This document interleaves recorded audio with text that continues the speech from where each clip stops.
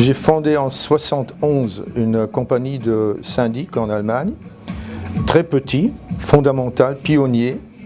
Et 43 ans plus tard, j'ai vendu cette organisation qui était à cette époque-là la plus grande organisation syndicale en Allemagne qui était possédée par une famille, avec 20 succursales à travers l'Allemagne et avec plus de 300 employés internes. Et j'ai écrit un livre comme un livre pour la cuisine, comment est-ce qu'il faut faire le métier du syndic. C'est un livre de base d'enseignement de ce métier. L'avenir sera dessiné par le fait que la majorité des hommes vivront au bord de la mer. Et ça veut dire qu'ils vivent dans des grandes agglomérations. Et ça, c'est l'avenir du syndic, bien sûr, parce que les gens n'auront plus la possibilité de posséder des maisons indépendantes tellement qu'aujourd'hui. Alors, ils vont avoir des appartements gérés par des syndics.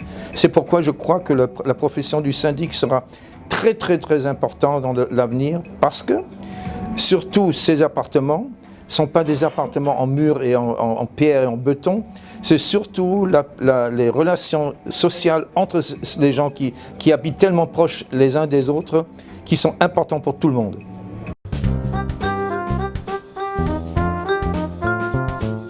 Il y a plusieurs raisons, il n'y a pas qu'une raison.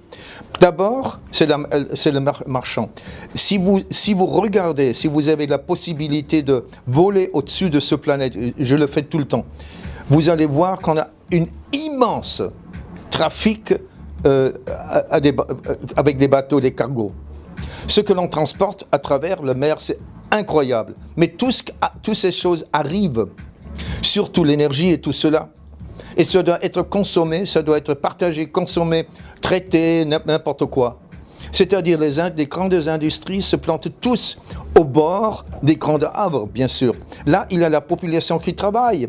Là, ce sont des centres de trafic à travers les pays. Vous avez le TGV va.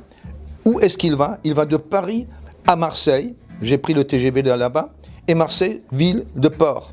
Bordeaux, ville de port.